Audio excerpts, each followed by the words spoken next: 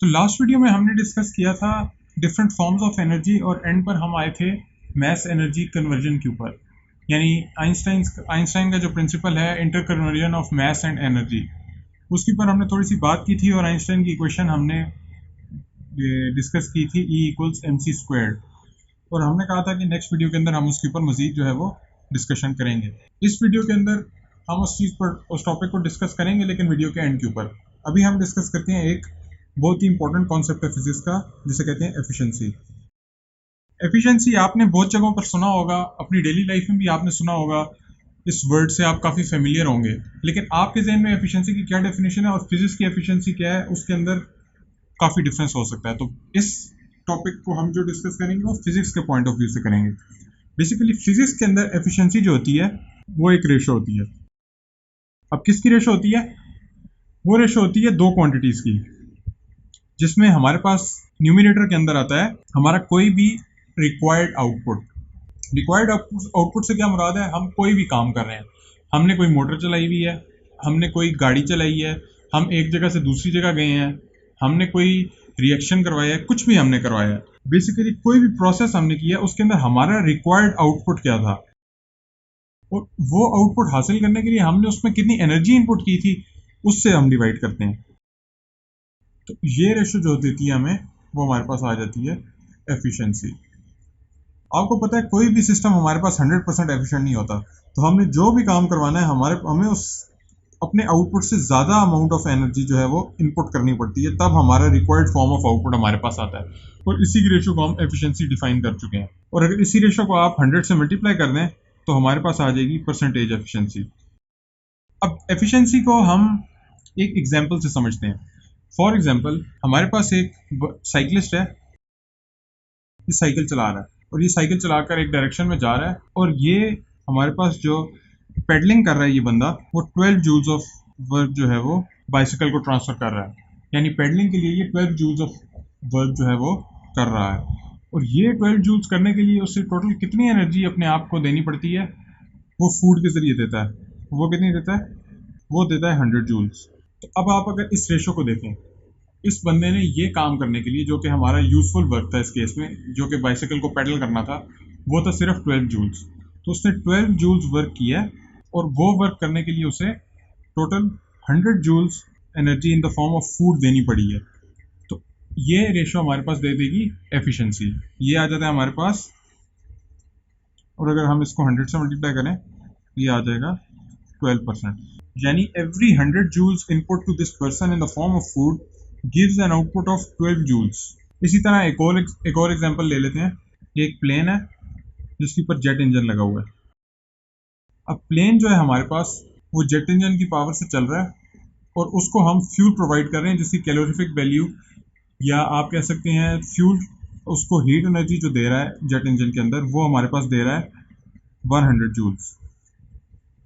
और जो thrust produce हो रहा है, उस थ्रस्ट से जो आपका जेट वर्क कर रहा है, फोर्स लगा रहा है बेसिकली, और उस फोर्स से आगे मूव करने की वजह से जो वर्क हो रहा है वो हमारे पास हो रहा है 45 जूल्स। तो इस केस में हमारे पास जो जेट इंजन था उसकी एफिशिएंसी आ गई हमारे पास 45%। तो इसका मतलब है कि 100 जूल्स ऑफ एनर्जी इनपुट जो है हमें यूजफुल वर्क सिर्फ उसमें से 45 दे रही है। 100 जूल्स हम जब भी इनपुट करेंगे तो 45 जूल्स उसमें से हमारा यूजफुल वर्क होगा, बाकी जो हमारा 55 जूल्स है वो वेस्ट हो रहा है। इन द फॉर्म ऑफ हीट हो सकता है, नॉइज हो सकता है, कोई भी और डिफरेंट फॉर्म ऑफ एनर्जी के अंदर वो वेस्ट हो रहा है। तो इससे हमें एक और बात पता चलती है कि हमारा कोई भी सिस्टम जो है वो 100% एफिशिएंट नहीं होता है। ना मजे की बात? इसी पर सब्सक्राइब का बटन दबा दीजिए।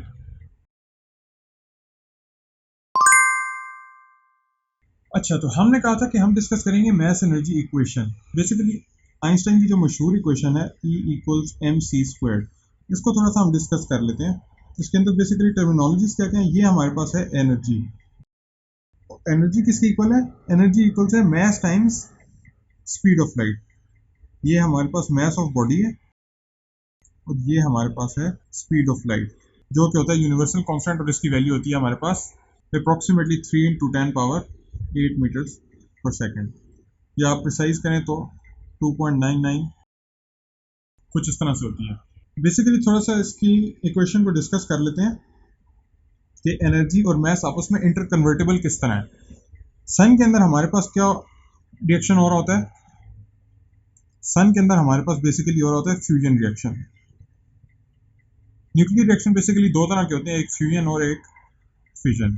फ्यूजन के अंदर हमारे पास क्या होता है, हमारे पास एक मैटर होता है, उसको हम मजीद मैटर के साथ जोड़ते हैं और एक नया मैटर बना देते हैं, जिससे हमारे पास एनर्जी रिलीज होती है। दूसरा फिजन की फॉर्म में क्या होता है, हमारे पास मैटर होता है, उसको हम तोड़ते हैं दो डिफरेंट मैटर्स में, और जो एक्सेस मैस होता है वो हमारे पास एनर्जी में चेंज हो जाता है। सन के अंदर जो हमारे पास रिएक्शन हो रहा होता है वो होता है, हमारे पास दो हाइड्रोजन होती हैं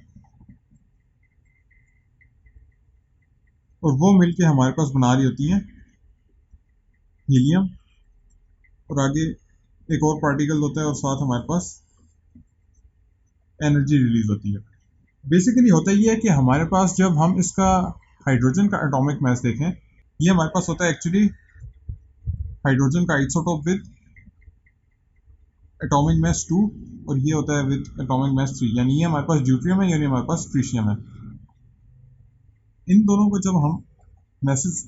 जब इन दोनों के मैसेज हम चेक करें तो हमारे पास इसका मैस m1 और इसका मैस आता है m2, और जब रिएक्शन हो जाता है तो हमारे पास यहाँ पर जो टोटल मैस ऑफ प्रोडक्ट्स और इस पार्टिकल का आता है उसे m3 कह लें, तो हमारे पास ये इक्वेशन होल्ड नहीं करती। एक्चुअली ये मैस हमारे पास जो होता है ये ज़्यादा आ रहा होता है, यानी इसकी जगह हमारे पास होता है m1 + m2 हमारे पास ज़्यादा आ रहा होता है, यानी इन जो प्रोडक्ट्स हैं इनका मैस थोड़ा सा कम हुआ हुआ होता है। तो वो एक्सेस मैस हमारे पास कहाँ गया, वो मैस हमारे पास हम अगर इस जगह पर पुट करें और साथ उसे c² से मल्टीप्लाई करें, तो जो एनर्जी की अमाउंट हमारे पास आती है वो ये एनर्जी है जो हमारे पास रिलीज हो रही होती है। इस केस में मैं आइडिया देना चाह रहा था आपको मैस एनर्जी इक्वेशन का, बाकी डिटेल में जाके हम जो है नेक्स्ट क्लासेस के अंदर इसको डिस्कस करेंगे। वीडियो पसंद आई है तो लाइक करना ना भूलें, दोस्तों के साथ शेयर कीजिए and don't forget to subscribe.